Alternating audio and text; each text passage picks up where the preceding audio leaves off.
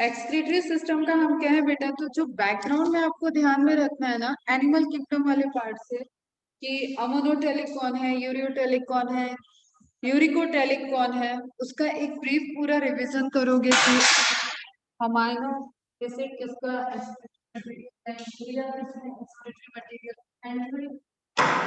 इसका excretory material, ठीक है। उसके बेसिस पे आप उसको अमोनोटेलिक, यूरियोटेलिक, यूरिकोटेलिक, और इसका प्रॉपर एक चार्ट मैंने ग्रुप में शेयर किया है, उस चार्ट से आप देख लोगे ना तो पूरा आपका वहां पे अच्छे से कवर हो जाएगा।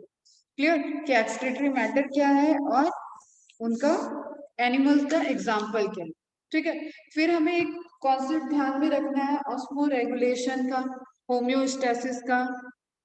देखो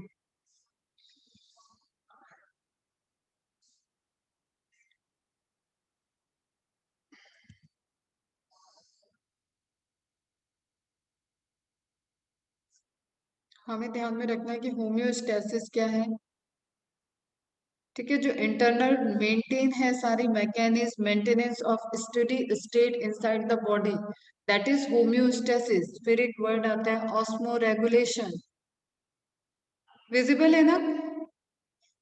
ऑस्मो रेगुलेशन, ऑस्मो रेगुलेशन मतलब ऑस्मोलैरिटी, अभी हम लोगों ने ऑस्मोसिस ऑस्मोलैरिटी ये सब चीजें पढ़ी है, तो उसी से रिलेटेड कि आप इन इंटरनल वाटर, सॉल्ट, इलेक्ट्रोलाइट, इन सब का एक पूरा प्रॉपर बैलेंस बना के रखना बॉडी के अंदर, दैट इज ऑस्मो रेगुलेशन, ठीक है।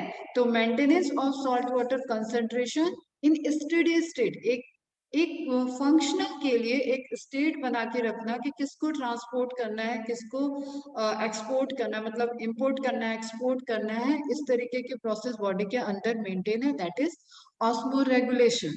क्लियर। फिर आते हैं ऑस्मो कन्फर्मर, ऑस्मो कन्फर्मर और ऑस्मो रेगुलेटर। क्या होंगे ऑस्मो कन्फर्मर? जो अपनी बॉडी के ऑस्मोटिक कंडीशन को कंट्रोल नहीं कर सकते हैं, ठीक है, can not actively control the osmotic condition of their body fluids, जिनके बॉडी फ्लूइड का कंट्रोल ऑस्मोटिक बैलेंस को मेंटेन करना जिनमें पॉसिबल नहीं है, वो सभी किस में आ जाते हैं, ऑस्मो कन्फर्मर में। फिर आपके आ जाते हैं ऑस्मो रेगुलेटर। ऑस्मो कन्फर्मर का एग्जांपल, मेरी आवाज इको हो रही है क्या? ऑस्मो कन्फर्मर में आ जाएंगे बेटे आप, आपका वो मैराइन इनवर्टिब्रेट्स की बात करें, वो सब आ जाएंगे यहाँ पे। क्लियर। एंड आप बात करें इसमें इनवर्टिब्रेट, फ्रेश वाटर इनवर्टिब्रेट्स भी आ जाएंगे कुछ। एंड अगर हम बोलें कि ऑस्मो रेगुलेटर, तो ऑस्मो रेगुलेटर में कौन कौन आ जाएंगे जो अपनी बॉडी को रेगुलेट कर सकते हैं। क्लियर। इसमें आपके फिशेज आ जाएंगे, इसमें आपके सारे वर्टिब्रेट्स आ जाएंगे, मोस्ट ऑफ द वर्टिब्रेट्स आ जाएंगे, फिशेज आ जाएंगे जो अपनी बॉडी के ऑस्मो रेगुलेशन को कंट्रोल कर सकते हैं, वो क्या हो जाएंगे बेटा, ऑस्मो रेगुलेटर। तो इस तरीके से कुछ आपको ये तो टू द पॉइंट याद होना चाहिए और इनके एग्जांपल्स भी याद होने चाहिए। फिर हमने बात की थी कि कुछ स्पेसिफिक वही एक्सक्रीटरी ऑर्गन्स किसमें क्या प्रेजेंट हैं, इस तरीके के हम लोगों ने डिस्कस किए हैं। तो वहाँ बेसिक में आपको प्रोटोनेफ्रीडिया से लेके मेटानेफ्रीडिया तक का मतलब फ्लेम सेल्स, नेफ्रीडिया, ठीक है, इस तरीके का, और प्रीन ग्लैंड, ये सब चीजें आप एक पूरा रिवाइज कर लोगे जो कि आपका वहाँ का पोर्शन है एनिमल किंगडम का। क्लियर। ये सब तो रहेगा आपका बैकग्राउंड में, तो एक आप इसको रिवीजन, क्विक रिवीजन करोगे। उसके बाद हम लोग आते हैं कि ह्यूमन ह्यूमन फिजियोलॉजी में जब हम पढ़ रहे हैं तो एक्सक्रीटरी ऑर्गन, उसका स्ट्रक्चर, उससे रिलेटेड क्या क्या क्वेश्चंस आते हैं आपके पास, ठीक है, वो सब। तो पूरा हम जो एक्सक्रीटरी सिस्टम की बात करेंगे तो यहाँ पे हम मेटाबॉलिक वेस्टेज की बात करेंगे, फूड वेस्टेज की नहीं बात करेंगे, ठीक है। इसमें क्या क्या होगा, अ पेयर ऑफ किडनी आ जाएगी, किडनी के लिए वर्ड यूज करते हैं रेनल, ठीक है, किडनी आ जाएगी, उससे निकलने वाली आपकी दोनों से एक एक निकलने वाली यूरेटर आ जाएगी, यूरेटर की ओपनिंग कहाँ होगी, यूरिनरी ब्लैडर में, एंड मिक्चुरेशन के टाइम जो डक्ट मिक्चुरेशन में हेल्प करेगी दैट इज यूरेथ्रा। तो पार्ट आपका kidney, ureter, urinary bladder, urethra, अब इसका मेल और फीमेल के कुछ कंपैरिजन बता रखे हैं मैंने, ठीक है, वो कंपैरिजन ध्यान में रखना है अपने को। अब क्वेश्चन के पॉइंट ऑफ व्यू से हम लोग कुछ थोड़े से स्ट्रक्चर डिस्कस कर लेते हैं।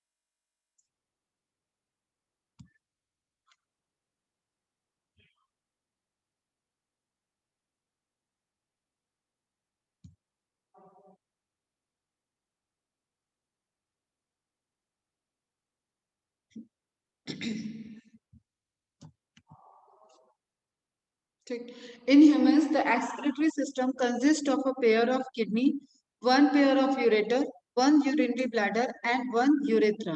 ये पूरा क्या है, एक्सक्रीटरी सिस्टम का यूनिट हो गया। क्लियर, ये इमेज हमें ध्यान में रखना है लेबलिंग के लिए। अगर ये इमेज आता है तो दिस इज वेरी इंपॉर्टेंट कि आपको इससे रिलेटेड क्वेश्चन सब आपके क्लियर होने चाहिए बेटा। देखो यहाँ पे आपको लेबलिंग के लिए ध्यान में रखना है। चलो यहाँ से देखते हैं, ये दोनों पेयर ऑफ किडनी है। अच्छा, कौन सी पेयर किडनी ऊपर होती है या दोनों की क्या होता है, लेवल एक ही लेवल में होती है या ऊपर नीचे होती है? और ऊपर नीचे होती है तो क्या रीजन है ऊपर नीचे होने की, और कौन सी नीचे कौन सी ऊपर?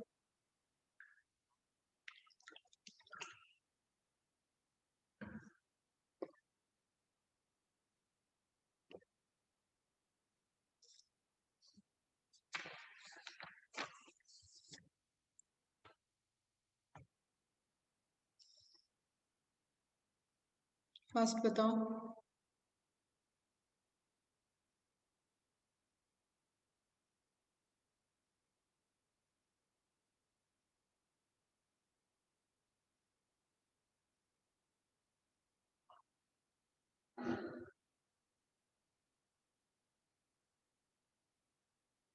बोलो।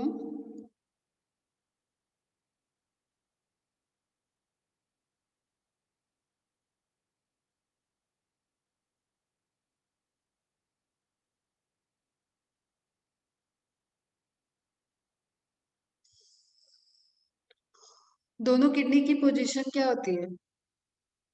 लेफ्ट ऊपर होती है एंड राइट किडनी स्लाइटली नीचे होती है। क्यों, राइट किडनी के पास क्या है, किसकी वजह से वो नीचे है? वहां पे कौन सा ऑर्गन प्रेजेंट है?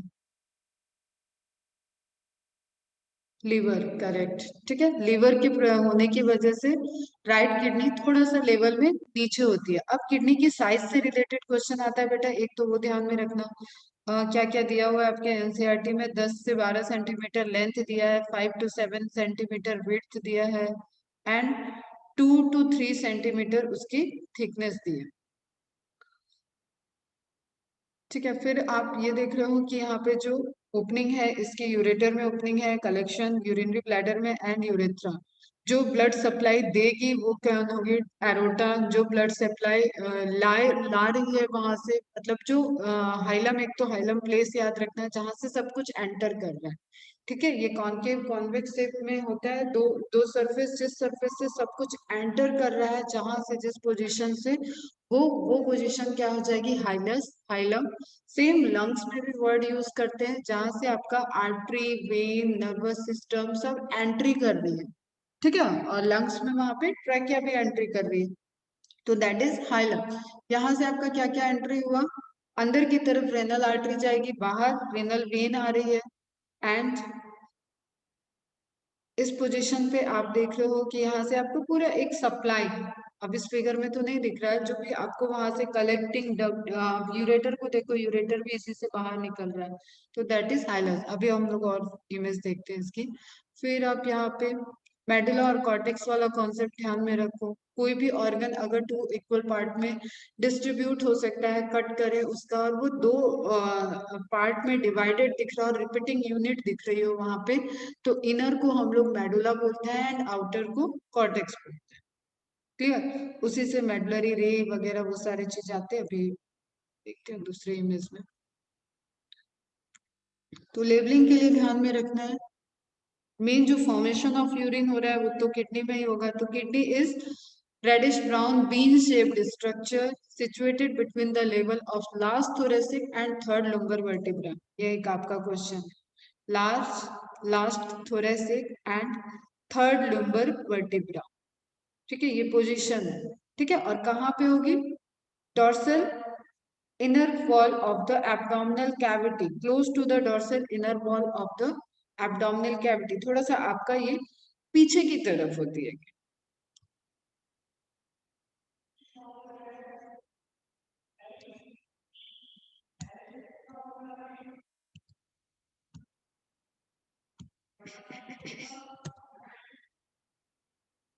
ठीक है, ये हम देख रहे हैं पूरी प्रॉपर इंटरनल सिस्टम को देख रहे हैं।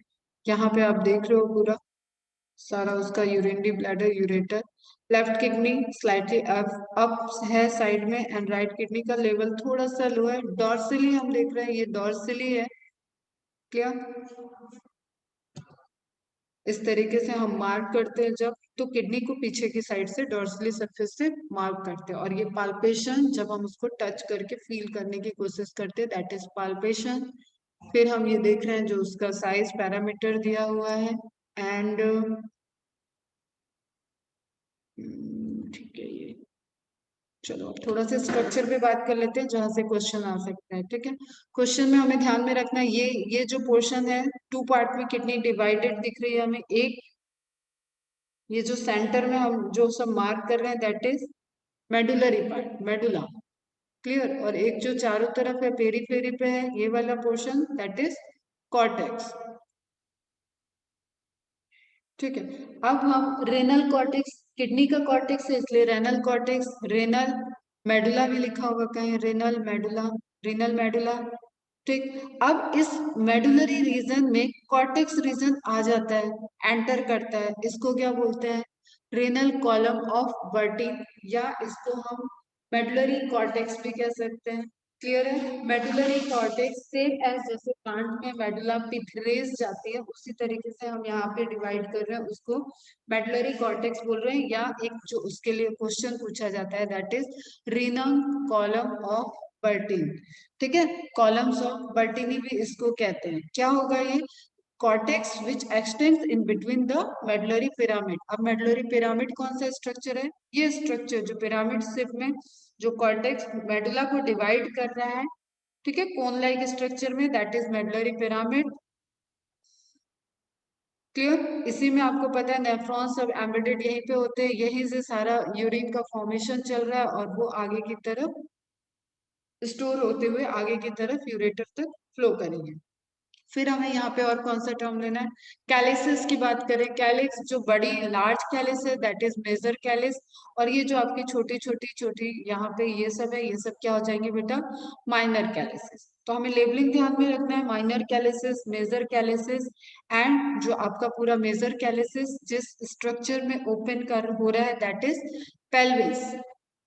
ठीक है, major calyx, then renal pelvis, renal pelvis, उसके बाद पूरा आपका कलेक्शन जो गया वो यूरेटर में गया। ये स्ट्रक्चर क्लियर है? कुछ रहते हैं क्या? पेपिला वर्ड जो ये आपका कोन लाइक स्ट्रक्चर लास्ट में जो पॉइंटेड स्ट्रक्चर है, दैट इज पेपिला।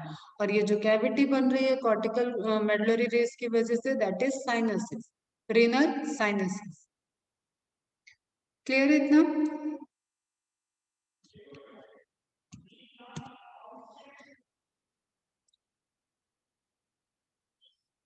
ठीक है, तो किडनी को टू पार्ट्स में डिवाइड किया गया, आउटर कॉर्टेक्स, इनर मेडुला। अब ये आपका इमेज है जिसकी लेबलिंग के लिए आ सकता है, तो ये हमें ध्यान में रखना है। Medullary pyramid, renal column, cortex, renal capsule, capsule जो उसको सराउंड किया हुआ है, जो उसकी कवरिंग है, that is renal capsule. Calyces, renal artery, renal vein जो ब्लड की सप्लाई लाएगी, दैट इज आर्टरी, जो ले जाएगी, that is vein. Renal pelvis जो सारे कैलिसिस की ओपनिंग एक फनल जैसी स्ट्रक्चर में हो रही है, that is renal pelvis. And वहां से जो आपका यूरिन को आगे ले जाएगा, दैट इज यूरेट्रा। ठीक है, किडनी से जो यूरिनरी ब्लैडर के बीच में है वो यूरेटर हो जाएगा। ठीक है, कॉलम ऑफ बर्टिनी ध्यान में रखना। अब यहाँ पे 1 मिलियन, लगभग 10 लाख के करीब, हर एक किडनी में 10 लाख के करीब नेफ्रॉन्स हैं जो कि फंक्शनल यूनिट है। ठीक है, तो हमें सब फोकस किस पे करना है? नेफ्रॉन्स के स्ट्रक्चर में। नेफ्रॉन्स के स्ट्रक्चर में इंपॉर्टेंट है कि आपका जो ट्रांसपोर्टेशन हो रहा है, जो आप फर्स्ट ट्रांसपोर्टेशन हो रहा है, दैट इज स्ट्रक्चर, कैसा स्ट्रक्चर है, कैसा ट्रांसपोर्टेशन हो रहा है, ये स्ट्रक्चर क्या है? ठीक है, दैट इज इंपॉर्टेंट पोर्शन। क्या है ये, क्या बोलते हैं इसमें, क्या क्या इंपॉर्टेंट रोल प्ले कर रहा है?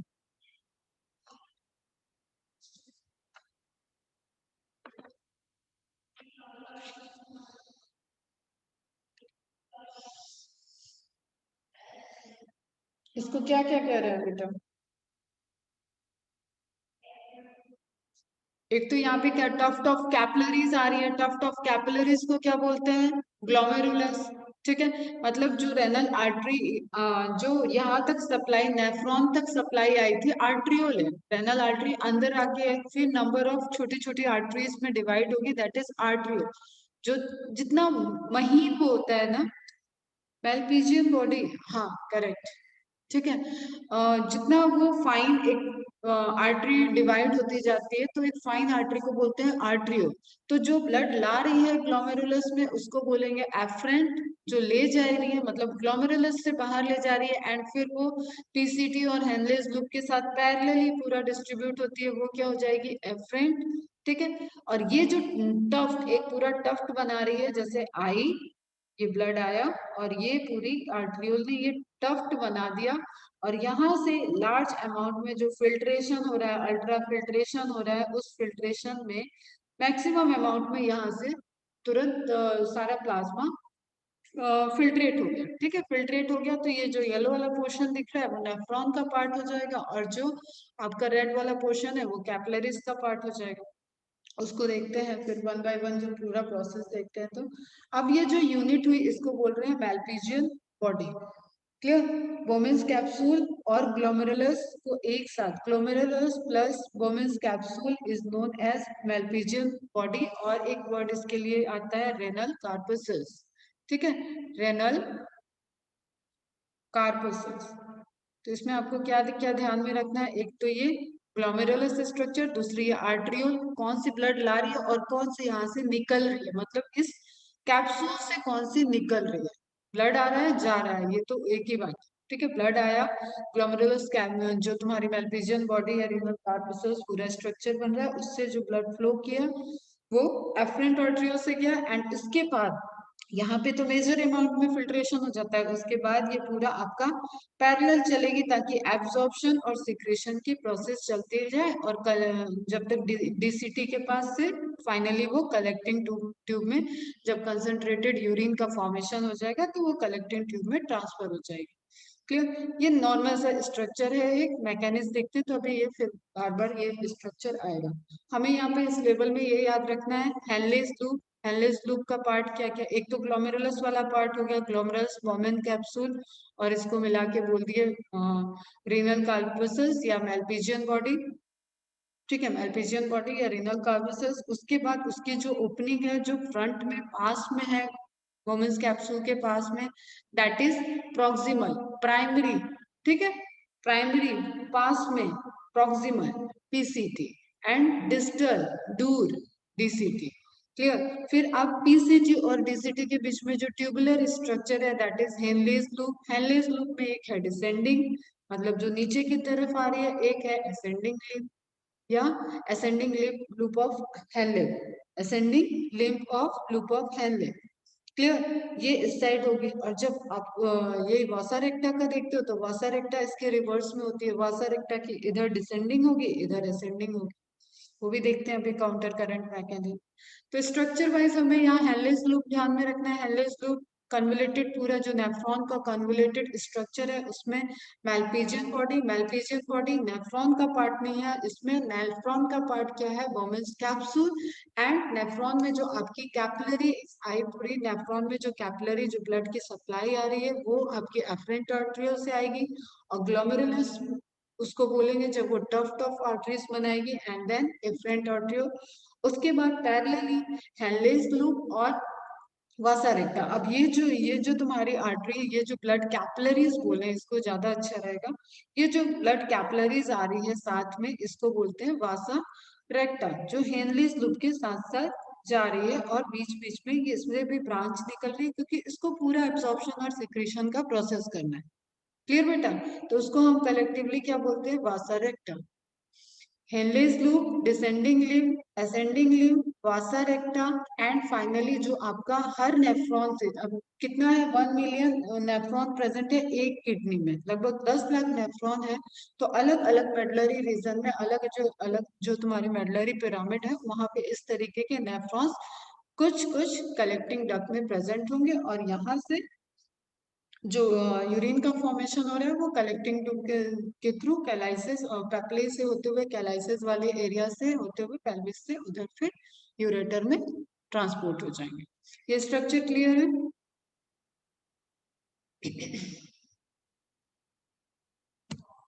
मैकेनिज्म को समझने के लिए हम लोग को इसी तरीके से छोटे छोटे जो स्टेप वाइज स्ट्रक्चर है वही इंपॉर्टेंट है यहाँ।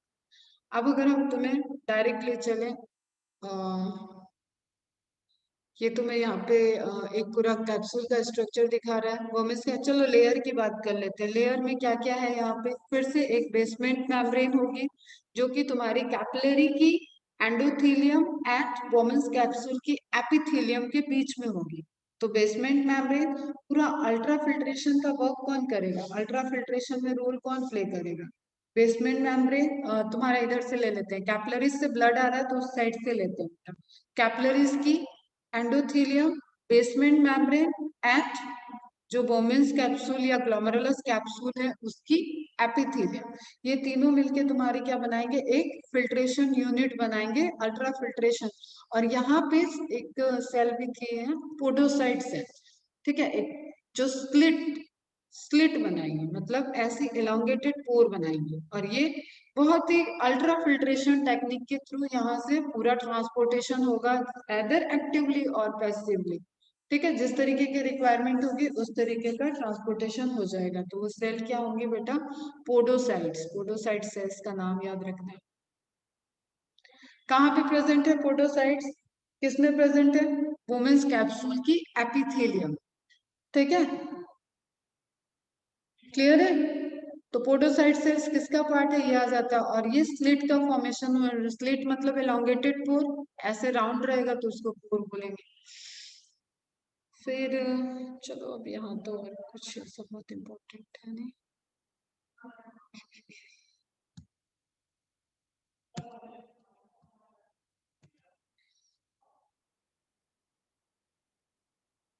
ठीक, ये एग्जाम, ये एनसीईआरटी का इमेज है, efferent efferent Bowman's capsule, proximal convoluted जो नियर बाय है कैप्सूल के, that is proximal PCT.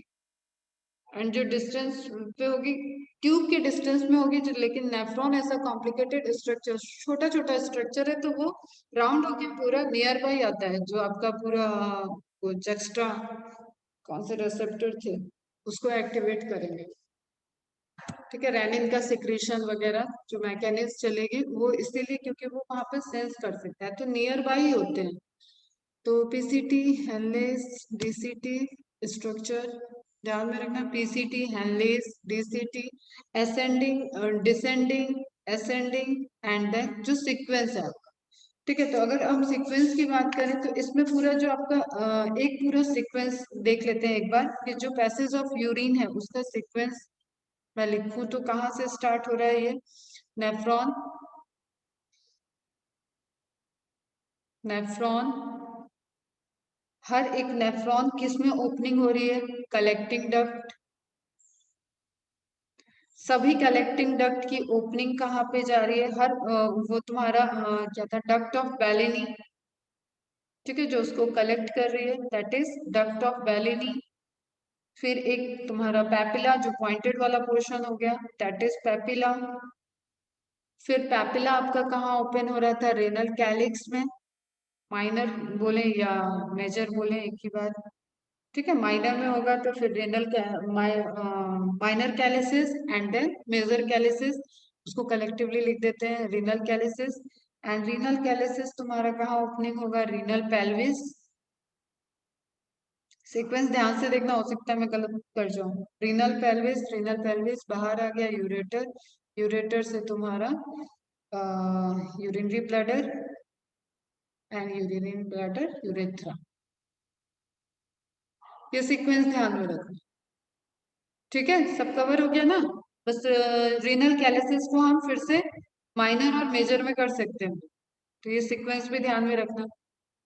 Nephron, nephron वो यूनिट है जहाँ पे यूरिन का फॉर्मेशन हो रहा है, ठीक है। नेफ्रॉन के पार्ट की बात करें तो Malpighian corpuscles, PCT, Henle's loop and DCT. And DCT की ओपनिंग कलेक्टिंग डक्ट में, एक कलेक्टिंग डक्ट में नंबर ऑफ नेफ्रॉन्स की ओपनिंग होती है, इसलिए इसको एक कॉमन डक्ट बोलेंगे, पार्ट ऑफ नेफ्रॉन नहीं लेंगे।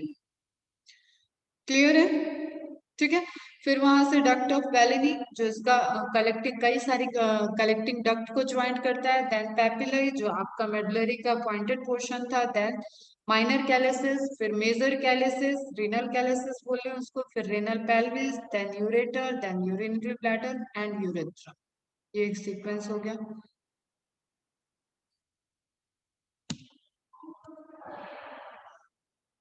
ठीक है।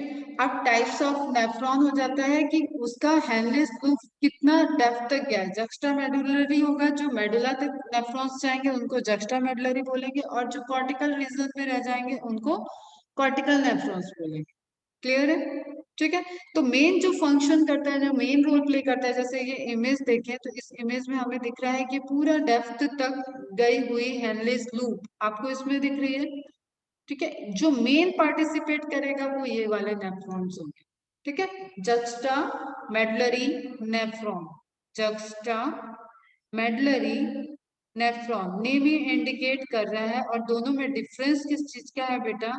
कॉर्टिकस नेफ्रॉन, मतलब उसका हेनलेस लूप, हेनलेस लूप अगर सिर्फ आपका कॉर्टेक्स तक है तो कॉर्टिकल नेफ्रॉन्स हो जाएंगे। एंड हेनलेस लूप की डेप्थ आपकी मेडलरी रीजन तक है तो उसको बोलेंगे जक्स्टा मेडलरी नेफ्रॉन्स, ठीक है, या कॉर्टिकल नेफ्रॉन जो आपका हेनलेस लूप सिर्फ कॉर्टेक्स रीजन में है। तो मेन इंपॉर्टेंट रोल अगर दोनों में प्रायोरिटी देना हो तो किसको दोगे? यूरिन फॉर्मेशन में मेन इंपॉर्टेंट रोल कौन प्ले कर रहा है? यूरिन फॉर्मेशन में important role juxta medullary nephrons करते हैं, ठीक है। जिनकी लूप ऑफ एनलेट डेप्थ में मेडलरी की डेप्थ तक आई हुई दिखती है, मतलब जो असेंडिंग लिम्ब है, जो डिसेंडिंग लिम्ब है आपका, वो पूरा डेप्थ तक जाएगी, फिर उसके बाद वो टर्न बनेगा एंड देन असेंडिंग लिम्ब, वो फिर बाहर पूरा आपका कॉर्टेक्स रीजन में आ जाएगा। क्लियर है बेटा? अब जैसे आप इस इमेज में देखो तो इस इमेज में आपको यहाँ पे दिख रही है पूरी आपकी कलेक्टिंग डक्ट, ठीक है। इससे नंबर ऑफ नेफ्रॉन यहाँ जहाँ जहाँ आपको ये पॉइंट दिख रहा है वहां वहां जुड़े रहेंगे, और वहां से वो अपना फंक्शन करते हुए इस डेप्थ तक उनकी हेनलेस लूप रहेगी, और वहां से डीसीटी इनका कनेक्टेड रहेगा, ठीक है बेटा। बाकी तो ये थोड़ा सा कॉम्प्लिकेटेड दिख रहा है इमेज।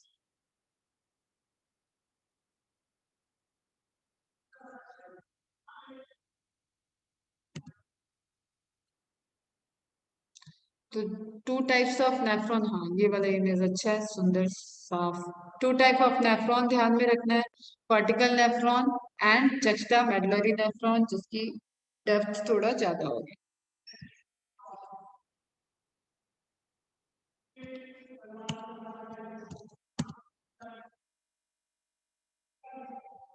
पेरीट्यूबुलर कैपिलरीज किसको बोल रहे हैं? वसा रेक्टा को, ठीक है। जो वसा रेक्टा मैंने पेरीट्यूबुलर मतलब जो ट्यूब के चारों तरफ है वो कैपिलरी क्या होगी? पेरीट्यूबुलर के नाम से आ जाए, या वसा रेक्टा। तो ये ध्यान में रखना है, किस चीज में रोल प्ले कर रही है ये? Continuous absorption and absorption and secretion, ताकि मेंटेन कंसंट्रेशन ऑफ जो काउंटर करंट मैकेनिज्म आपकी चल रही है उस मैकेनिज्म को परफॉर्म करने के लिए ट्यूब के साथ साथ उसके पेरिफेरी में कैपिलरीज हैं, जिनको हम कलेक्टिवली क्या बोलते हैं? Peritubular capillaries.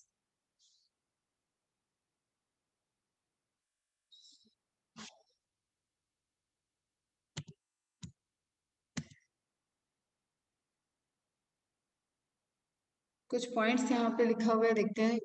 Cortical nephrons are those nephron in which loop of Henle is too short. हो गया ये सब तो बहुत सारे Bowman's Malpighian combination of glomerulus and मेल्पी वुमेन्स कैप्सूल। यहाँ पे आपको लेयर ध्यान में रखना है बेटा, लेयर से पूछ सकते हैं क्वेश्चन।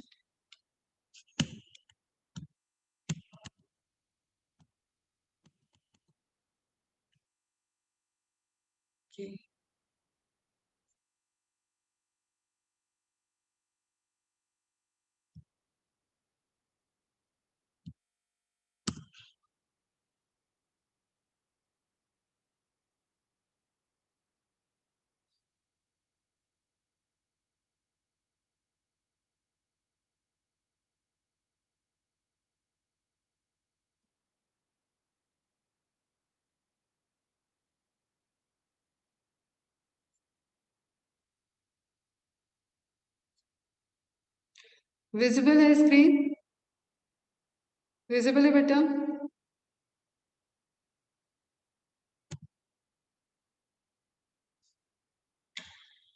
हम्म। चेंज हो रहा है? स्लाइड चेंज हो रही? चलो ठीक है। अब फटाफट हम लोग मैकेनिज्म देखते हैं यूरिन फॉर्मेशन का एंड ट्रांसपोर्टेशन का।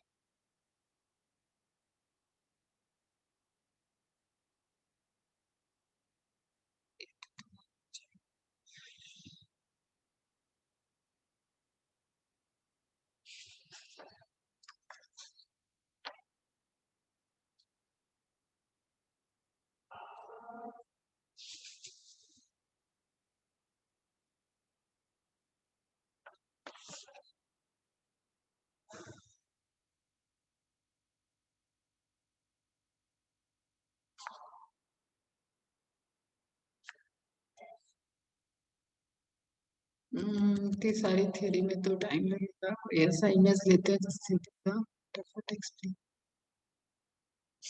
चलो ये वाला इमेज से देखते हैं। इस इमेज में हमें दिख रही है कि पूरी प्रॉपर एक नेफ्रॉन दिख रही है, लेकिन काउंटर करंट वाले को जब हम बात करेंगे तब हम बात कर लेंगे आपका कैपिलरीज के साथ वाले इमेज में। अभी हमें ध्यान से देखना है कि पूरा जो स्ट्रक्चर है हमारा, पूरा जो स्ट्रक्चर हम लोग नेफ्रॉन का देख रहे हैं, इसमें ये मेजर पोर्शन है ग्लोमेरुलस जहाँ पे अल्ट्रा फिल्ट्रेशन होगा। ठीक है, प्रॉक्सिमल नेफ्रॉन इसको बोल सकते हैं। इसके बाद इससे हमारा पीसीटी अटैच्ड होगा, पीसीटी में ओपनिंग होगी इस प्रॉक्सिमल नेफ्रॉन के। प्रॉक्सिमल नेफ्रॉन अगर हम इसको बोल रहे हैं तो प्रॉक्सिमल नेफ्रॉन में तुम्हारा जो तुम्हारा मेल्पिजियन बॉडी आ गई एंड तुम्हारी पीसीटी आ जाएगी। ठीक है, तो इट बियर्स वोमेन्स कैप्सूल है, यहाँ पे ग्लोमेरुलस है, टफ टफ कैपिलरीज देखे हम, उसमें एफरेंट और इफरेंट आर्टरियोल्स की बात कर ली। फिर हम डायमीटर की बात करेंगे कि एफरेंट आर्टरियोल का डायमीटर जो होता है वो इफरेंट आर्टरियोल से ज्यादा होगा, क्योंकि ब्लड प्रेशर से ब्लड आ रहा है, एफरेंट के थ्रू ब्लड आ रहा है, उसके बाद वो अल्ट्रा फिल्ट्रेट हो चुका है, फिर वो ब्लड आपका एफरेंट से गया और वो पैरेलली आपके लूप ऑफ पीसीटी से होते हुए लूप ऑफ हेनले के साथ साथ वो फिर काउंटर करंट मैकेनिज्म करेगा। लेकिन यहाँ पे एक कॉन्सेप्चुअल चीज ध्यान में रखना है कि एफरेंट आने वाली है आर्ट्रियोल, और उसकी जो साइज है, उसकी जो डायमीटर है वो एफरेंट से ज्यादा होता है। ठीक है, तो ग्लोमेरुलस में दो तरीके के आर्ट्रियोल है, एफरेंट एंड एंट्रियो एफरेंट। एंड उसके बाद आपका इसमें प्रॉक्सिमल में ओपनिंग होगी तो वो पीसीटी में ओपनिंग हो जाएगी। अब पीसीटी आपका पी से ध्यान रखो, that is primary, that is proximal, that is principal. ये प्रिंसिपल साइट है जहां से जितना आपका अभी अल्ट्रा आपका ग्लोमेरुलस वाले मैलपिजियन बॉडी में क्या हुआ, एकदम बल्क हाई अमाउंट में सारा ब्लड आपका फिल्ट्रेट हो गया। ठीक है, हाई अमाउंट में जो ब्लड आ गया, अब इसमें बहुत सारी चीज, ब्लड में प्लाज्मा आया, उससे उसमें बहुत सारी चीज है जो रीएब्सॉर्ब होनी है। ठीक है, एक्सेप्ट प्रोटीन। ठीक है, प्रोटीन इसके रिलेटेड, मतलब प्लाज्मा सारे आपके यहाँ पे आ सकते हैं, और इससे अब वो काफी चीजें रीएब्सॉर्ब करनी है। जैसे वाटर कंटेंट की बात करें तो अप्रोक्सीमेटली 180 लीटर वाटर को आपको रीएब्सॉर्ब करना है पूरे दिन भर। क्लियर? तो अब जो ये मेजर साइट आपके पास क्वेश्चन आता है कि मेजर साइट क्या है रीअब्जॉर्प्शन का, वो क्या हो जाएगा, प्रॉक्सिमल। मैंने बताया पी से प्रॉक्सिमल, प्री से प्राइमरी एंड प्री से प्रिंसिपल। दोनों में आपको किसको प्रायोरिटी देनी है, प्रायोरिटी भी पी से है। तो प्रॉक्सिमल कन्वोलेटेड ट्यूब्यूल्स ये ऐसी साइट होगी जहां पे मेजर एब्जॉर्प्शन हो जाए, रीअब्जॉर्प्शन आपका मेजर हो जाएगा। ठीक है, सारे न्यूट्रिएंट, सॉल्ट और वाटर, ठीक है, हाई अमाउंट में ये सब वापस चले गए फिर से ब्लड में। उसके बाद ये कंटिन्यूअस आपका फिर लूप ऑफ हेनले में आएगा। लूप ऑफ हेनले में जो डिसेंडिंग लूप होता है, जो डिसेंडिंग लूप है पहला डिसेंडिंग लूप, यहाँ से सिर्फ वाटर निकलता है। एक कॉन्सेप्ट यहाँ पे अब ध्यान देना है कि जब वाटर निकलेगा तो इसके अंदर कंसंट्रेशन बढ़ता जाएगा। तो एक क्वेश्चन आता है इस तरीके से, इससे एनालिटिकल क्वेश्चन कि इसमें कंसंट्रेशन सबसे हाई कहाँ पे होगा। तो हाई कंसंट्रेशन आपका ये हॉरिजॉन्टल जगह पे होगा।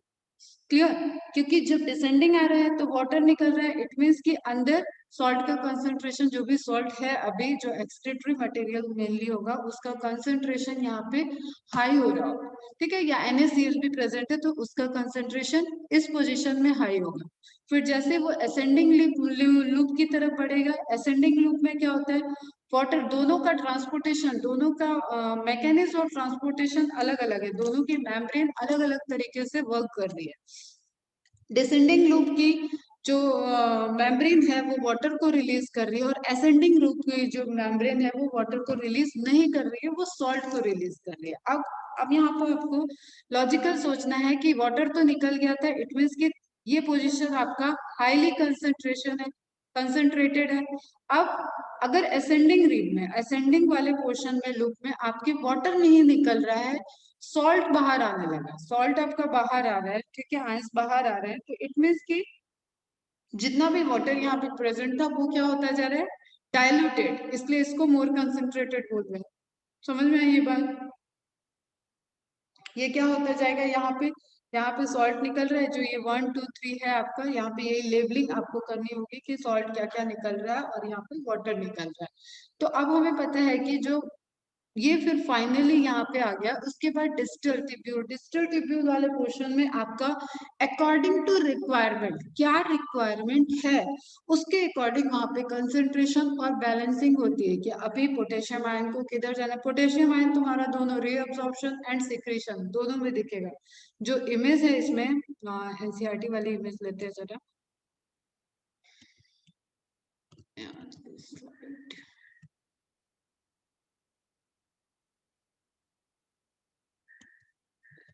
काउंटर करंट की, हाँ ये वाली इमेज,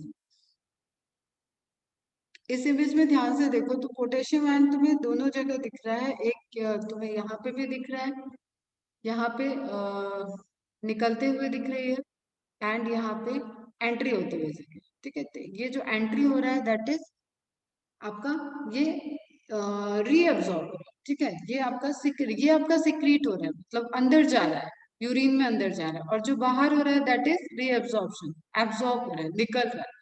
तो मेजर आप एब्सॉर्प्शन देखो तो वो पीसीटी में हो जा रहा है, फिर आपका यहाँ पे वाटर हो रहा है, ठीक है, फिर वाटर निकल रहा है, सॉल्ट निकल रहा है, वाटर का निकलना बंद हो गया, किसमें, असेंडिंग लूप में।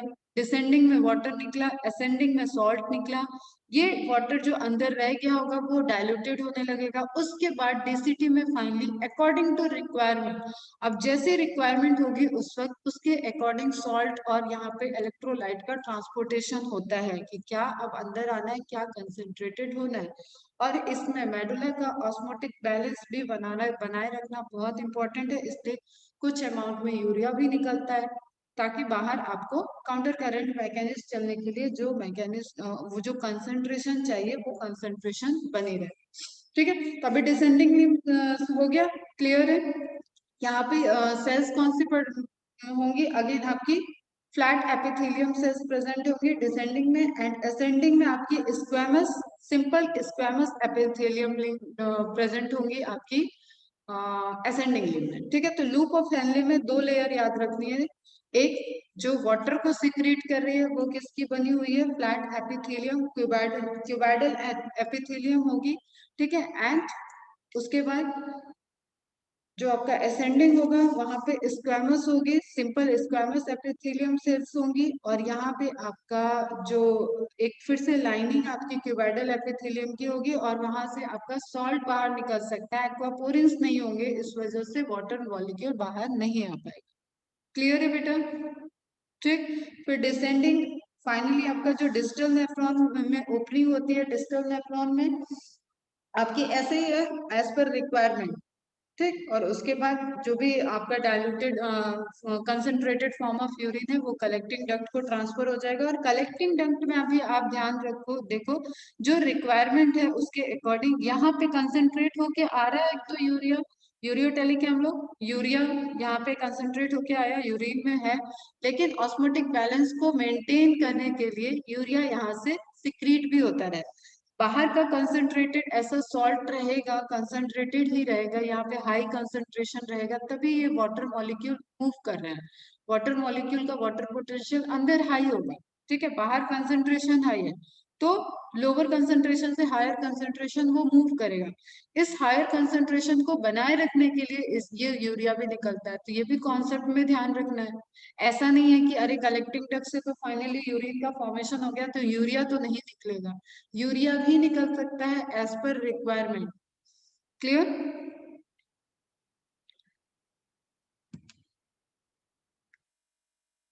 नेक्स्ट हम लोग काउंटर करंट की बात करते हैं।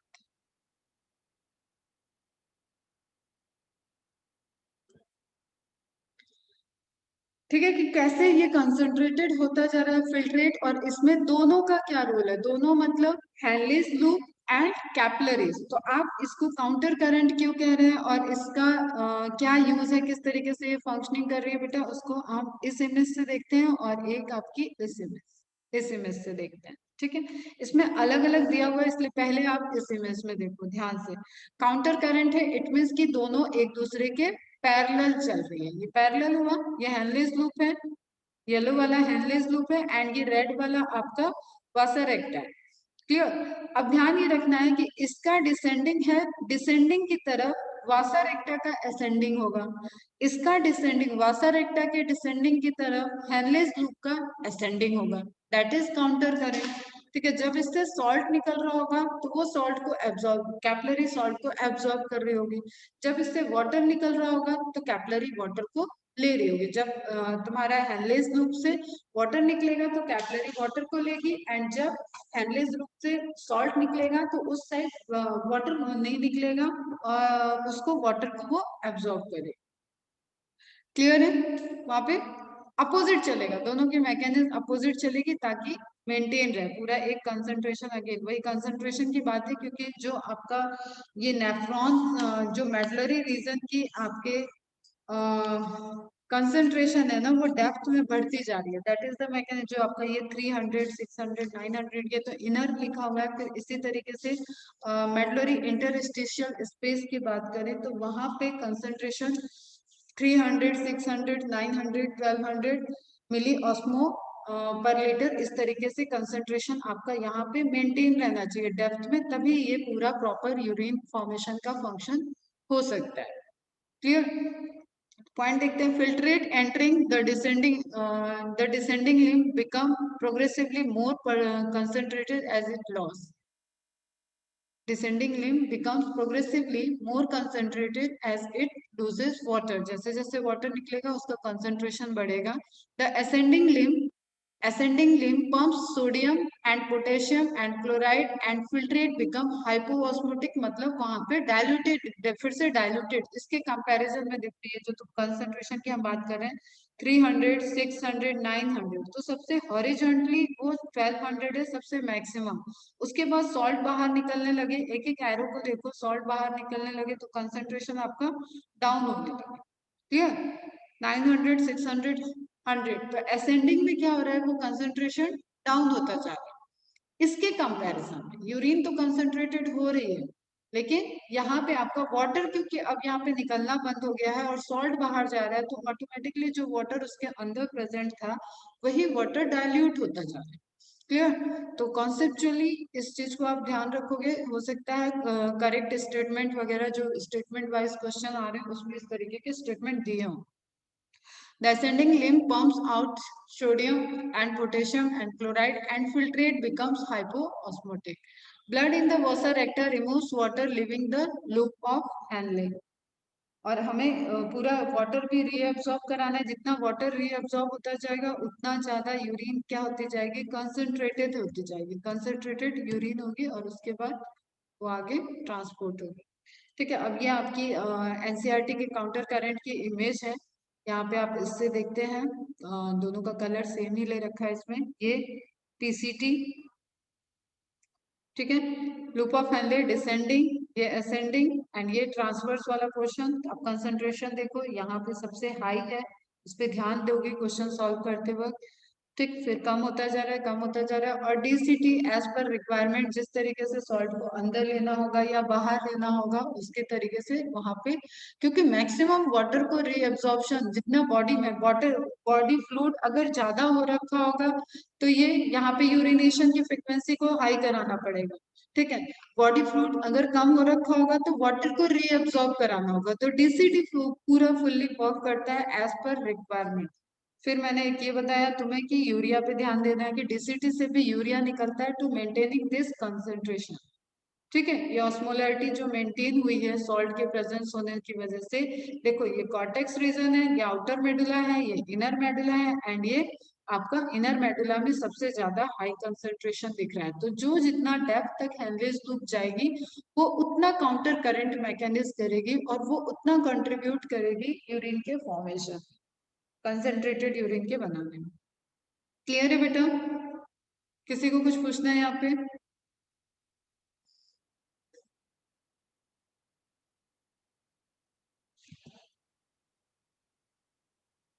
ठीक है, तो कौन कहाँ से निकल रहा है ये क्वेश्चन रहेगा, ध्यान रखना। NaCl is transported by ascending limb. Ascending limb से NaCl निकलेगा, डिसेंडिंग लिम्फ से वाटर निकल रहा था। Ascending of Henle's loop which is extend with the descending limb of vasa recta. और उसको एब्जॉर्ब कौन कर रहा है, उसको वापस ले कौन रहा है, वासा रेक्टा। क्लियर? निकल, अगर लूप ऑफ हेनले से निकल रही है तो लेगा कौन, वासा रेक्टा। उसका अपोजिट असेंडिंग से निकल रहा है तो डिसेंडिंग ले लेगी। ठीक है, तो NaCl is transported by the ascending loop of Henle's loop exchange with the descending loop of vasa recta. NaCl is return to the interstitium. Interstitium मतलब जो वो मेडलरी टिश्यू है।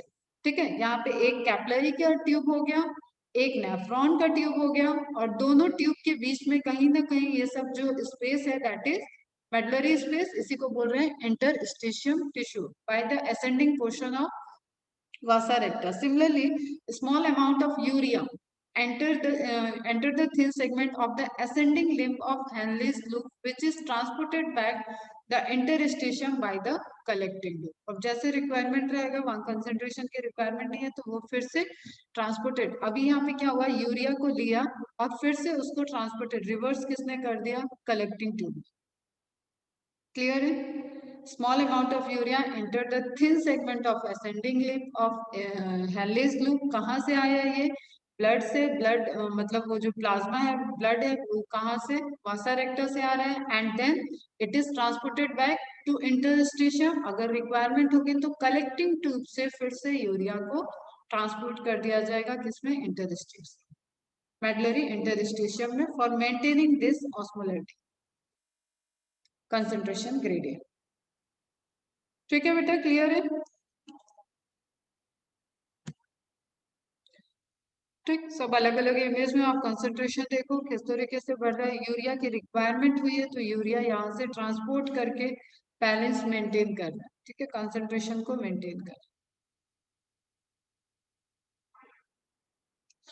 अब आ जाते हैं इसके रेगुलेशन और डिजीज।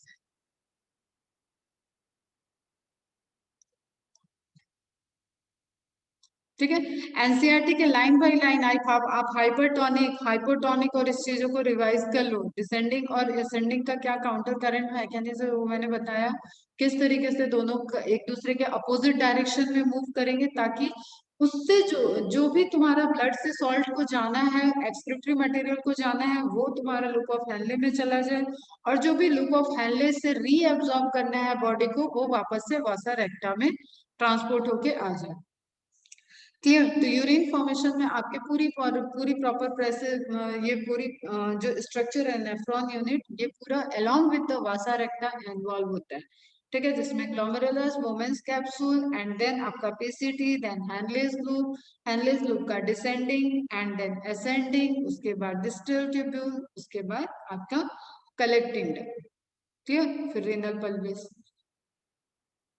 अब अगर हम इसके रेगुलेशन की बात करें, रेगुलेशन की बात, तो रेगुलेशन हमें ध्यान में रखना है कि ये यहाँ पे ऑस्मोटिक बैलेंस की बात हो रही है। इट मीन्स कि जो रिसेप्टर्स के, हम लोग अलग अलग तरीके के रेगुलेशन की बात करेंगे, तो जो इसमें मेन कंट्रोल है वो हाइपोथैलेमस के पास है। हाइपोथैलेमस को सिग्नल जो जाएगा वो एडीएस के थ्रू जाएगा। ठीक है, एक इसका रिवर्स होता है वो आपका एएनपी के थ्रू जाएगा।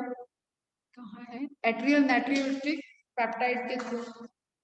ठीक है, तो पूरा डिमांड कि आपके बॉडी में क्या पोजीशन है ब्लड की। जैसे अगर जीएफआर की तो बात ही नहीं की है, जीएफआर रेट क्या है, जिस रेट से आपका पूरा ट्रांसपोर्टेशन चल रहा है, ठीक है, जो आपका एक्सक्रीशन का रेट चल रहा है, दैट इज जीएफआर रेट। तो जीएफआर से हम आइडिया ले लेते हैं कि किडनी की फंक्शन कैसे चल रही है, ठीक है, उसको हम वहां से एक आइडिया ले लेते हैं, और अगर जीएफआर अप एंड डाउन है तो उसके अकॉर्डिंग बॉडी फिर एडजस्ट करती है। और जीएफआर में मैंने बताया था कि जो तुम्हारा जीएफआर का रेट है या जो किडनी की फंक्शनिंग है, एक ही किडनी आपकी एक इंसान को 100 साल से ज्यादा सरवाइव करने के लिए सफिशियंट है, और सभी के बॉडी में टू टू किडनी है। तो अगर प्रॉपर फंक्शनिंग, अगर हम उसको प्रॉपर मैकेनिज्म देते रहे, फिल्ट्रेशन में वो पूरा उसको वाटर सप्लाई मिलता रहे, तो वो अच्छे से फंक्शन कर सकते। तो जो भी ग्लोमेरुलर फिल्ट्रेशन रेट है, उसके अप एंड डाउन होने से हम किडनी के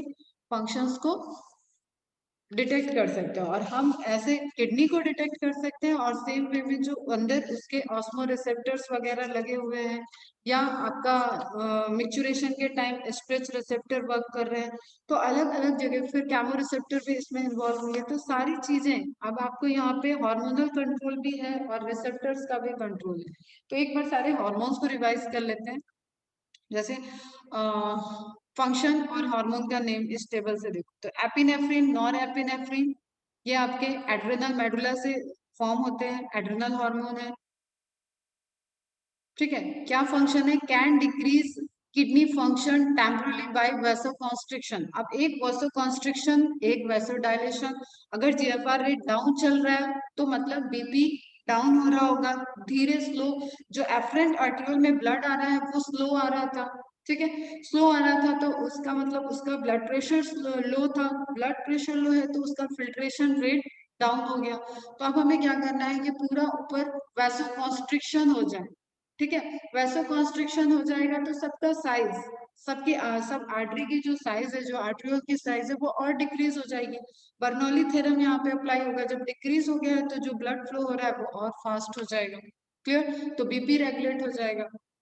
तो इस तरीके से क्या रिक्वायरमेंट है उसके उसके साथ ही ये वर्क करेगा। जैसे एएनपी इसका अपोजिट करेगा, वो वैसो डायलेशन कर देगा, ठीक है, वो डायलेट कर देगा, ठीक। तो रेनिन, फिर एक रेनिन हार्मोन है, किडनी के नेफ्रॉन से सिक्रीट हो रहा है, and increase blood pressure by acting on angiotensinogen. रास रास मैकेनिज्म, पूरा वो मैकेनिज्म भी देख लेते एक बार। फिर एंजियोटेंसिन रास में इन्वॉल्व होगा, वो कहाँ, रेनिन रास में इन्वॉल्व होगा, एंजियोटेंसिन रास में इन्वॉल्व होगा, एल्डोस्टेरोन रास में इन्वॉल्व होगा। लिवर, लिवर में एंजियोटेंसिन टेंसिनोजेन के फॉर्म में मिलता है, ठीक। फिर वहां पे उसका कन्वर्जन लंग्स में होता है। Angiotensin two affect multiple process and increase blood pressure. और ये सब वैसे ही है, जैसे कि जीएफआर रेट डाउन हो गया तो रेनिन, पूरा रास सिस्टम उसमें वर्क करेगा कि उसके रेट को हाई कराने के लिए, ठीक है, बीपी को बढ़ा के। तो यहाँ पे भी ब्लड प्रेशर इंक्रीज होगा, यहाँ पे भी ब्लड प्रेशर इंक्रीज होगा। Aldosterone prevents loss of sodium and water. जो ये आपका डीसीटी में सोडियम और वाटर का लॉस हो रहा है उसको मेंटेन करेगा aldosterone. Then anti diuretic ADH, जो ये तुम्हारा वैसो कॉन्स्ट्रिक्शन, वैसोप्रेशन, इसका पूरा सिग्नल जो इनिशिएट करेगा, that is ADH hormone. Hypothalamus से सिक्रीट होता है, सबका बॉस, ठीक है। Hypothalamus store in the posterior pituitary, secrete करेगा, और उसके बाद स्टोर कहाँ पे होगा बेटा, ये वैसोप्रेशन के लिए या एडीएच के लिए पूछा जाने वाला क्वेश्चन भी है। Secrete by the hypothalamus and stored in posterior pituitary, and it again prevents water loss। water loss को कैसे prevent करेगा? यूरिनेशन को डाउन कर देगा, ठीक है, वाटर के एब्जॉर्प्शन को बढ़ा देगा, ठीक है। अब बाकी एएनपी तुम्हारा कैसे करेगा? इसी का अपोजिट, ठीक। Decreases blood pressure by acting as a vasodilator. अब देखो जो आर्टरी की साइज है उसको कॉन्स्ट्रिक्ट कर दिया तो प्रेशर बढ़ गया, उसको बढ़ा दिया तो प्रेशर घट गया। तो वेसोडाइलेटर में कौन रोल प्ले करेगा? एएनपी, क्लियर है। Decrease blood pressure by acting as a vasodilator and increasing GFR, glomerular filtration rate. Increasing नहीं होगा, डिक्रीजिंग होगा। जीएफआर रेट को एएनएच डिक्रीज करेगा, decrease sodium absorption in kidney, ये करेक्ट है। एएनपी एडीएच का अपोजिट वर्क करेगा।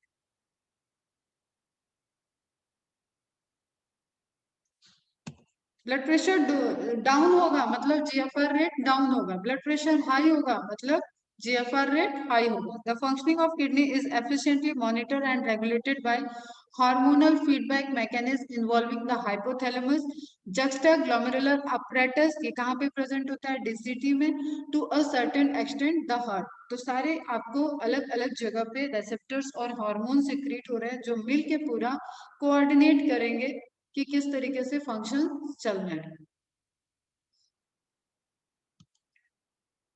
ठीक है. ऑस्मो रिसेप्टर जो हाइपोथैलेमस में है वो भी सेंस करेंगे, वो सेंस करेंगे कि क्या ऑस्मोटिक डिसबैलेंस हो रहा है. आयन, सॉल्ट, प्रेशर, ऑस्मोलैरिटी, इन सब में जो भी चेंजेस आ रहे हैं उसको वो सेंस करके सीधे बॉस को सिग्नल दे देंगे हाइपोथैलेमस को, और वो एडीएच को फॉर्म कर जाएगा. ठीक है. Nerve impulse to cerebrum create feeling of thirst, और उससे क्या होगा?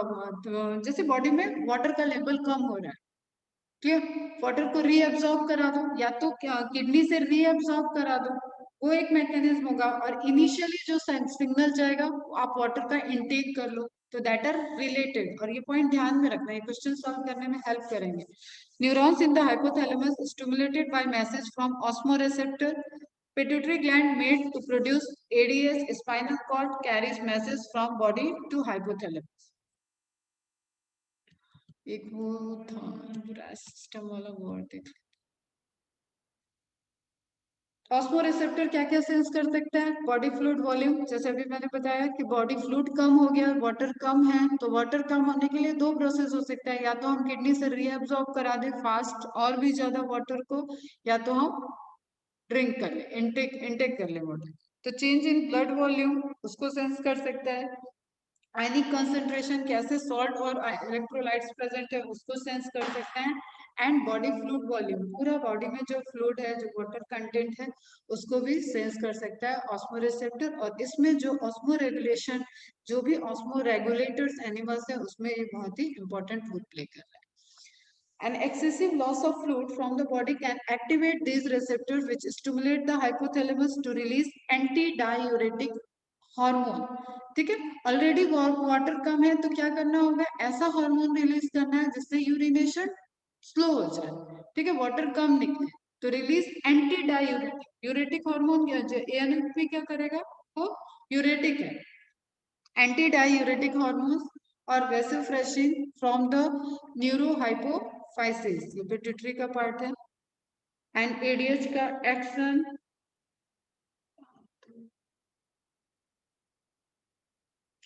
एक्वापोरिन, वाटर के जो पोर्स हैं उससे related.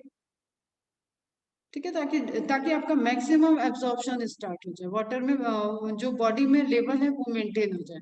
ADH facilitate water reabsorption from latter parts of the tubule, thereby preventing diuresis. Diuresis is the increase or excessive production of urine, या आप उसको डायूरेटिक कंडीशन कब बोल सकते हैं? जब आप बहुत ज्यादा यूरिनेशन पास हो रहा है, दैट इज डायूरेसिस. तो एंटी है इसका ADH, preventing diuresis. An increase in body fluid volume can switch off the osmoreceptor. अब यही यही फीडबैक मैकेनिज्म बंद कैसी होगी?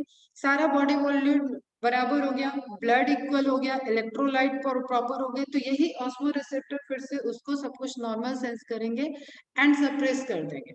ठीक है. एडीएच रिलीज को सप्रेस कर देंगे, तो ये फीडबैक मैकेनिज्म हो जाएगी.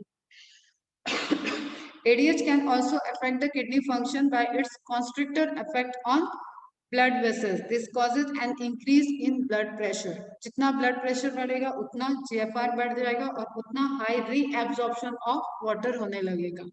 क्लियर? देखो ADH है, ADH रिलीज हुआ, ADH कैसे वर्क कर रहा है? Increase reabsorption of water. कैसे? उसने ब्लड वेसल्स का मतलब ब्लड का क्या कर दिया? ब्लड प्रेशर को इंक्रीज करा दिया. ठीक है. देखो ब्लड वेसल्स, वैसो कॉन्स्ट्रिक्शन में रोल प्ले किया, उससे क्या होगा? हमारा पूरा overall blood pressure, blood volume सब इंक्रीज हो जाएगा. एंड एज अ रिजल्ट आपका जितना जितना फिल्ट्रेशन होता जाएगा उतना फास्ट रीअब्सॉर्प्शन ऑफ वाटर होगा.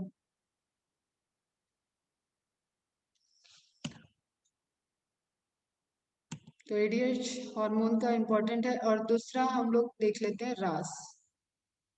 ठीक, रास के लिए तो ये अपने आप में ये फ्लो चार्ट आपका सफिशियंट है, क्लास में भी बनवाया था इसको। किडनी, किडनी के डीसीटी के पोर्शन से जक्स्टाग्लुमरस से रिलीज हुआ रेनिन, रेनिन प्रोरेनिन के फॉर्म में रिलीज होता है, रेनिन में कन्वर्ट होता है, एंड देन एनजी जो ब्लड में जा रहा है वो हार्मोन है, ये सब ब्लड में जाएंगे। एंजियोटेंसिनोजन से मिलेगा, एंजियोटेंसिनोजन कहाँ सिक्रेट हुआ था, लीवर में सिक्रेट हुआ था, वो भी ब्लड में आ गया।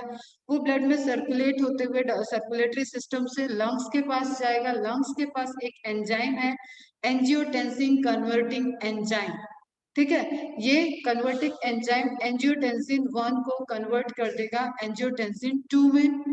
क्लियर, एंजियोटेंसिन 2 को एंजियोटेंसिन रिसेप्टर्स सेंस करेंगे एंड एज अ रिजल्ट ये तुम्हारा फिर से कॉन्स्ट्रिक्शन में रोल प्ले करेगा, साइज को स्लो करेगा और ब्लड प्रेशर को हाई कर देगा, increase blood pressure and sodium retention. और जैसे ब्लड प्रेशर हाई होगा अगेन आपका जीएफआर नॉर्मल आ जाएगा, जीएफआर बढ़ जाएगा, क्लियर, फिल्ट्रेशन रेट बढ़ जाएगा। तो इसके लिए आपको ये सब एमसीक्यू है। एंजियोटेंसिनोजन कहाँ फॉर्म हो रहा है, रेनिन कहाँ से सिक्रीट हो रहा है, RENNIN, रेनिन क्या है, प्रोटीन है, रेनिन हार्मोन है, ये रेनिन हार्मोन है, ये रेनिन प्रोटीन है, ये स्टमक का डाइजेस्टिव सिस्टम का पार्ट है, किसिन को डाइजेस्ट करने में रोल प्ले करता है, ये आपका हार्मोन है। ठीक है, ये आपका रास सिस्टम में रोल प्ले कर रहा है एंड फाइनली आपका एज ए रिजल्टेंट जो भी जीएफआर वगैरह डाउन चल रहा है, ब्लड प्रेशर को हाई कर रहा है एंड ट्रांसपोर्टेशन की मैकेनिज्म बढ़ा रहा है। इसमें लीवर से सिक्रीट हो रहा है एंड लंग्स में एक्टिवेट हो रहा है। अब तुम्हें एक इन्फॉर्मेशन यहाँ पे दे, जो ये कोरोना वायरस है ये इसी के जो इनहिबिटरी एग्जाम जैसे होते हैं ना, जैसे ये एंजियोटेंसिन ब्लड प्रेशर को बढ़ा रहा है। ठीक है, जो ऑलरेडी हाई बीपी, ये क्यों ज्यादा लंग्स बीपी हाई है इन लोगों को, उन लोगों के लिए ज्यादा ऐसे हो गया ना, ज्यादा डैमेज किया उन लोगों की लाइफ को। तो ये यहाँ पे क्या कर रहा था, ये जहाँ पे ये एंजियोटेंसिन कन्वर्टर एंजाइम इसके इनिबिटर, वो ड्रग की कैटेगरी क्या हो जाती है, इसका इनिबिटर, मतलब ये एंजाइम, ये जो है एंजियोटेंसिन कन्वर्टिंग एंजाइम इसका इनिबिटर होगा, वो ड्रग्स हो जाएगा, ताकि बीपी ऑलरेडी वो हाई बीपी के पेशेंट है तो ये वाली मैकेनिज्म में कंट्रोल हो सके, उनका अननेसेसरी बीपी नहीं बढ़ रहा हो। ठीक है, तो वो ड्रग्स इस एंजाइम की इनिबिटर होती हैं। ठीक है, अब ये एंजाइम जब कन्वर्ट कर रहा है तो ये एंजाइम को फॉर्म करने के लिए कोई रिसेप्टर है, कोरोना वायरस में क्या कर रहा है, उसी रिसेप्टर पे जाके बाइंड कर रहा है। तो ऐसे लोग जिनका हाई बीपी है और जिनकी इस तरीके की ड्रग चल रही है उन पे ये ज्यादा इस पे मोर्टेलिटी इफेक्ट को शो किया, क्योंकि उसने खुद इसके रिसेप्टर पे बाइंड करके रखा है, इसके रिसेप्टर को वो डैमेज कर रहा है। ठीक, तो renin angiotensin aldosterone system, aldosterone का तो नाम ही नहीं आया, चलो। तो एल्डोस्टेरोन यहाँ पे आपका क्या क्या रिलीज हो रहा है, किडनी से रेनिन रिलीज होगा, पोस्टीरियर पिट्यूटरी से एडीएस रिलीज हो रहा है and vascular smooth muscle hypertension मतलब high BP, hypothalamus stimulates thirst water को पीने के लिए एंड एड्रेनल कॉर्टेक्स आपका एल्डोस्टेरोन को सिक्रीशन करे। ठीक है, ये पूरा फिनोमेना। अब angiotensin 2 also activates the adrenal cortex to release aldosterone। Aldosterone जो आपका डीसीटी में रीअब्जॉर्प्शन हो रहा है उस मैकेनिज्म में रोल प्ले करेगा, reabsorption of sodium ion and water from the distal part of the tubule, इसमें रोल प्ले करेगा। This also lead to an increase in blood pressure and GFR. जब जब आपका ब्लड प्रेशर बढ़ेगा तब तक आपका जीएफआर बढ़ेगा, जब जब आपका ब्लड प्रेशर डाउन हो रहा होगा तो जीएफआर रेट नॉर्मल हो जाएगा। ठीक, this complex mechanism is generally known as renin angiotensin mechanism। Clear है यहाँ पे लिंक, रेनिन एल्डोस्टेरोन फाइनली क्या किया उसने, जो रीअब्जॉर्प्शन चाहिए, जो डिस्टल आपका एज पर रिक्वायरमेंट वर्क कर रहा है, वही चीज यहाँ पे दिख रही है एग्जाम्पल में आपको। बॉडी को वाटर की रिक्वायरमेंट है, बॉडी को सॉल्ट की रिक्वायरमेंट है, तो उसने क्या किया, रीअब्जॉर्प्शन स्टार्ट करवा दिया। N increase in blood flow, अब इस सबका फीडबैक, इस सबका निगेटिव इम्पैक्ट किससे होता है, एट्रियल नाट्रियोरेटिक फैक्टर या इसको पेप्टाइड भी बोलते हैं, एएनपी या ANF. An increase in blood flow to the atria of the heart can cause the release of atrial natriuretic factor. NF can cause, ये कहाँ पे है, हार्ट की वॉल से सिक्रीट हो रही है, कैन कॉज वैसोडाइलेशन, तो अपोजिट वर्क हो गया, वो कॉन्स्ट्रिक्शन कर रहे थे, ये डायलेशन कर रहा है, dilation of blood vessels and thereby decrease the blood pressure. जैसे ही आपको वॉल्यूम वाला कॉन्सेप्ट है, वॉल्यूम बढ़ गया, स्पेस बढ़ गया, तो जो इसके अंदर फ्लूइड फ्लो कर रहा था वो कम प्रेशर से फ्लो करेगा। NF mechanism therefore act as a check on the renin angiotensin mechanism. एक तरीके से उसका फीडबैक, एक तरीके से उसका अपोजिट वर्क करने वाला जो रहेगा दैट इज एएनएफ या एएनपी। ठीक है, इसका सिक्रेशन कहाँ हो रहा है? ANP is released by the atria of the heart. क्या मैकेनिज्म है? इंक्रीज प्लाज्मा वॉल्यूम, वॉल्यूम को बढ़ा रहा है, स्ट्रेचेस नहीं, इंक्रीज प्लाज्मा वॉल्यूम बढ़ गया तो उसके अगेंस्ट में वर्क करना है इसको, ठीक है, ताकि कम हो जाए। ठीक है, सब स्लो चले, जीएफआर रेट डाउन हो जाए। तो इंक्रीज प्लाज्मा में वॉल्यूम, प्लाज्मा वॉल्यूम, ब्लड बढ़ गया है, बॉडी में फ्लूइड बढ़ा हुआ है, घटा हुआ था तो एडीएच वर्क किया, बढ़ा हुआ है तो एएनपी वर्क करेगा। और एएनपी कैसे रिलीज हो रहा है? स्ट्रेच रिसेप्टर से। स्ट्रेच रिसेप्टर कहाँ प्रेजेंट है? कोरोनरी आर्टरी में।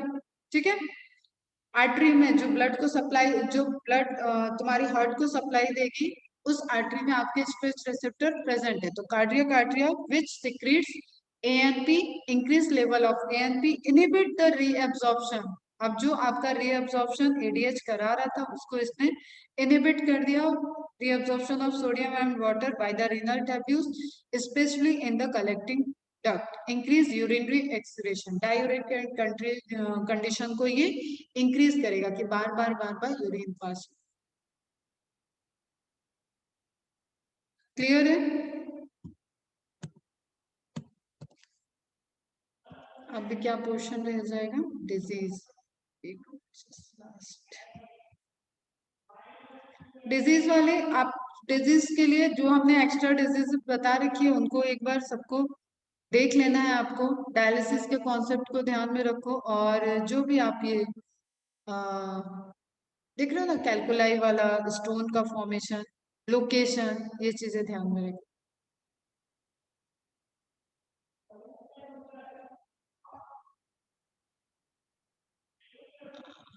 विजिबल है क्या स्क्रीन? विजिबल है स्क्रीन? स्नेहा, कोई question? Shweta, Tehreen?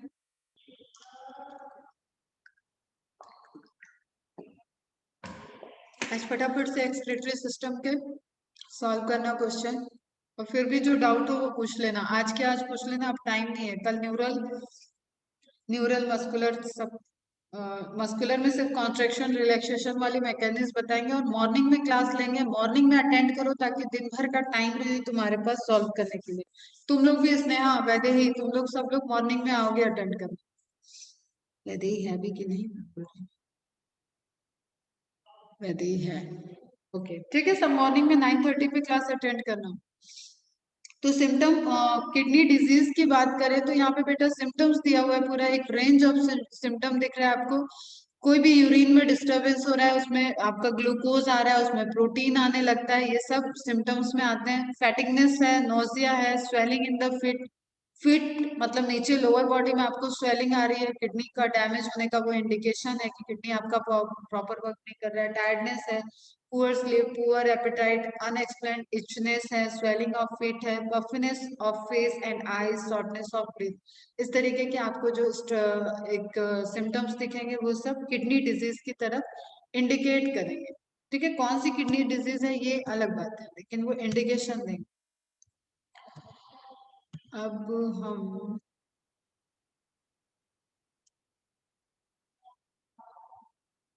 Glomerulonephritis causing oedema feet swelling, अभी इसकी बात नहीं करते हैं अब डायरेक्ट।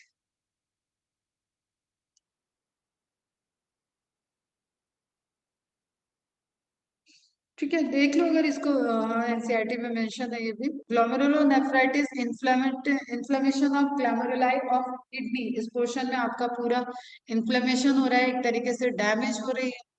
ठीक है, तो ये किडनी का फंक्शन पे अफेक्ट करेगी। नेफ्राइटिस, आइटिस, ये सब वर्ड इन्फ्लेमेशन से रिलेटेड होते हैं।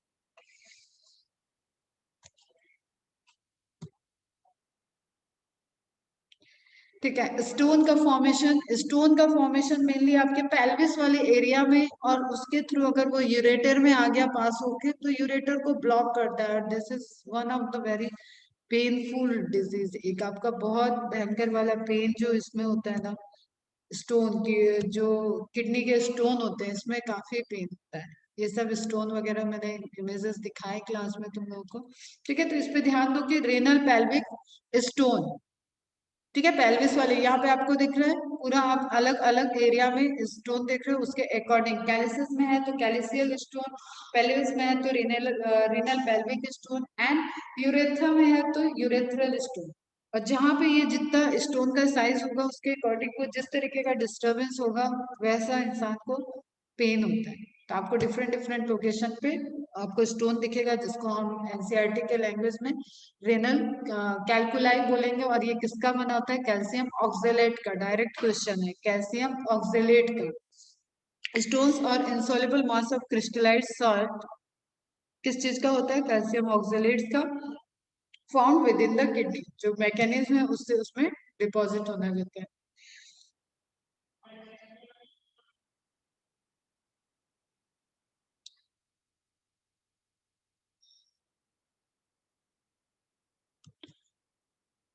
किडनी के ट्रांसप्लांटेशन का मैंने बताया था कि जब ट्रांसप्लांटेशन होता है तो कैसे कट करके, और एड्रिनल का कैसे इम्पैक्ट पड़ेगा। और किडनी को हम रिमूव नहीं करते हैं, नीचे यूरेटर वाले पोर्शन में ही नई किडनी को हम लोग वहां पे इम्प्लांट करते हैं। ओल्ड किडनी को एज इट इज रहते हैं, क्योंकि उससे रिलेटेड हार्मोनल और आपकी पूरी मैकेनिज्म वो डिस्टर्ब ना हो, इसलिए हम वहां पे उसको एज इट इज रहने देते हैं। ठीक है, डोनर किडनी, लिविंग डोनर आपका एक किडनी से चल सकता है। ऐसे जो पोजीशन है किडनी ट्रांसप्लांट की, ये डायरेक्ट आपसे एक क्वेश्चन होता है। Kidney transplantation is the ultimated method in the correction of acute renal failure. Kidney failure का और कोई इलाज नहीं है, एक तो डायलिसिस है, दूसरा आपका किडनी ट्रांसप्लांटेशन। और इसके लिए भी आपकी बॉडी फेवर करे कि आपका किस तरीके का बीपी है, किस तरीके का आपका कहीं कोई और शुगर वगैरह तो नहीं है, उस केस पे भी ट्रांसप्लांटेशन में प्रोसेस आता है। अब आपका डायलिसिस वाले पोर्शन से क्वेश्चन आ सकता है, डायलाइजर डायलिसिस क्या मैकेनिज्म हो रही है, क्या ट्रांसपोर्ट होगा, क्या वापस आएगा। एंटी कोएगुलेंट आप हेपेरिन का उसमें ट्रांसपोर्ट कर रहे हो। ठीक है, वो वाला पोर्शन आप पूरा एक बार पूरा रिकॉल कर लोगे। और आपको ये ध्यान में रखना है यहाँ पे आपका कोई रीअब्सॉर्प्शन सिक्रीशन वाला मैकेनिज्म नहीं चलेगा, क्योंकि ये फिल्ट्रेशन है सिर्फ।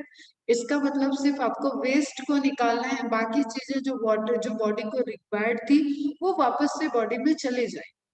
क्लियर? तो यहाँ पे आपको एक एंटीकोएगुलेंट डालना है, ताकि बाहर से बॉडी से बाहर आते वक्त वो वहां पे कोएगुलेट ना कर जाए, ब्लड क्लॉट ना हो जाए, एंड जब वो वापस बॉडी में जाएगा तो उसका रिवर्स। ठीक है बेटा, बाकी रिमूवल ऑफ वेस्टेज होता है इसमें। In such patient, urea can be removed by a process called hemodialysis. Blood drained from a convenient artery is pumped into a dialyzing unit after adding an anticoagulant like heparin.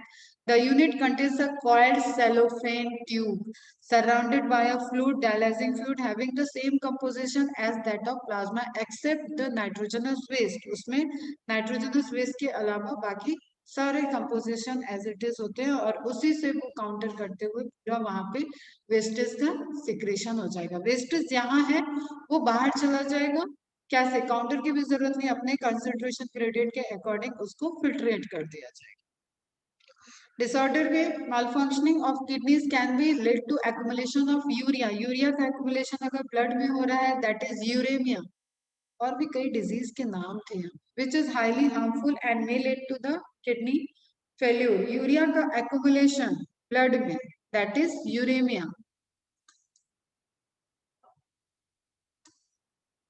अच्छा, ये other than बाकी जो आपके excretory हैं उसके बारे में है यहाँ पे। अच्छा, यूरिया का फॉर्मेशन कहाँ होता है और साइकिल का नाम क्या है?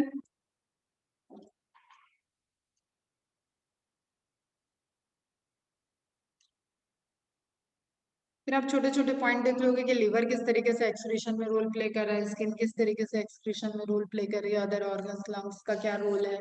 लीवर एक्सक्रीटरी मटेरियल हमें पता है, कार्बन डाइऑक्साइड भी एक्सक्रीटरी मटेरियल है, उसको रिलीज करने में लंग्स रोल प्ले कर रहा है। स्किन से आपका सेबेशियस ग्लैंड वाला सिक्रीशन हो रहा है, आपका स्वेट ग्लैंड से स्वेट सिक्रीशन हो रहा है। ये सारा जो एक्सक्रीशन हो रहा है एक तरीके से, यहाँ पे भी एक्सक्रीटरी रोल प्ले कर रहा है। लीवर तो कन्वर्ट ही कर रहा है, कोलेस्ट्रॉल वाला उसका रोल हो गया। फिर आपका ये यूरिया का फॉर्मेशन कर रहा है, ठीक है। ऑर्निथिन साइकिल बोलते हैं उसको, जो आपका अमोनिया कन्वर्ट हो रही है यूरिया में, दैट इज ऑर्निथिन साइकिल। तो ornithine cycle takes place in liver. Urea का फॉर्मेशन किडनी में नहीं होता है, ये चीज ध्यान में रखना। और क्या,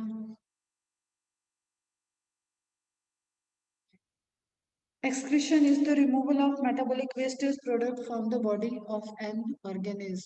एंड लास्ट में आपके इसमें मिक्सचरेशन टेक्निकल नेम था, वो वाला पॉइंट। तो आई थिंक सारी इंपॉर्टेंट चीज हो गई कवर।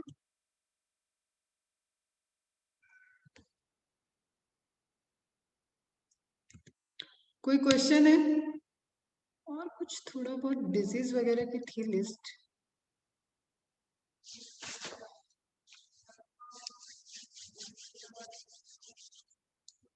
ग्लोमेरुलो नेफ्राइटिस बता दिया मैंने। पॉलीयूरिया, एनुरिया। एनुरिया जब आपका यूरिन का प्रोडक्शन नहीं हो रहा है तो उसको हम लोग एनुरिया बोलते हैं। Diuresis, the process of excess formation of urine is diuresis कर रहे हैं। डिसयूरिया, पेनफुल मेक्चुरेशन, मतलब कोई इन्फ्लेमेशन या ऐसा पेनफुल आपको मेक्चुरेशन हो रहा है तो उसको डिसयूरिया बोलते हैं। ये मैंने आपको शेयर भी किया हुआ है लिस्ट व्हाट्सएप पे, ठीक है, वहां से आप देख लोगे पूरा। कीटोन कीटोन बॉडीज, अगर कीटोन बॉडीज आ रही है, ये क्लास में बताया था, तो उसको बोलते हैं कीटोनूरिया। एल्बुमिन आ रहा है, एल्बुमिन प्रोटीन आ रहा है तो एल्बुमिन्यूरिया बोलते हैं। ग्लूकोज आ रहा है, इसको भी तो कुछ बोलते हैं, ग्लूकोज ग्लाइकोसूरिया, ठीक है। Excretion of glucose through urine, glycosuria. तो ये सारे आपके अलग अलग कंडीशंस हैं, अलग अलग डिजीज के नेम है। Nephritis, inflammation in glomerulus due to bacterial infection.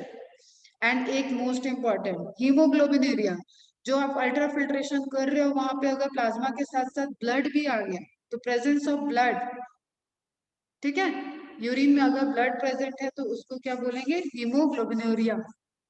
हिमेटूरिया भी बोलते हैं इसको। हाँ, hematuria, presence of blood. Hemoglobinuria, presence of blood और ब्लड सेल्स इन यूरिन।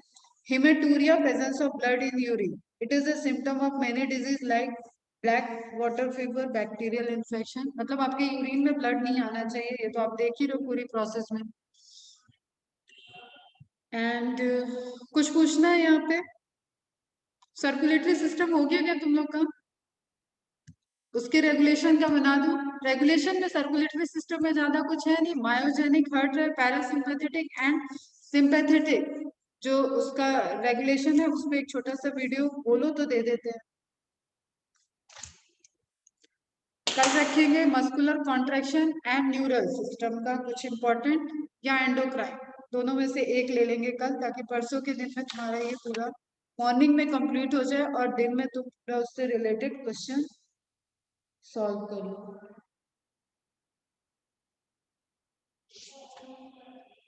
ठीक है, इसमें ये सारी चीजें जो सॉल्ट का चेंज हो रहा है, जो आपका काउंटर करंट मैकेनिज्म है, यहाँ से आपका इम्पोर्टेंट इम्पोर्टेंट क्वेश्चंस बनेंगे बेटा, एनालिटिकल।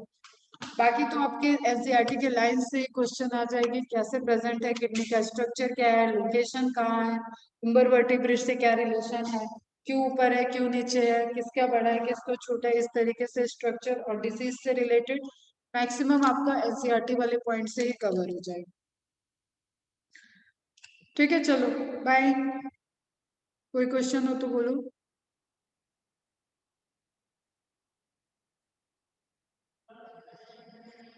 श्वेता आज कंप्लीट हो जाएगा, तहरीम श्वेता, इसको कंप्लीट करके मुझे मैसेज करो कि एमसीक्यू सॉल्व हो गया। चलो बाय बाय बाय बाय, करो पढ़ाई लिखाई करो।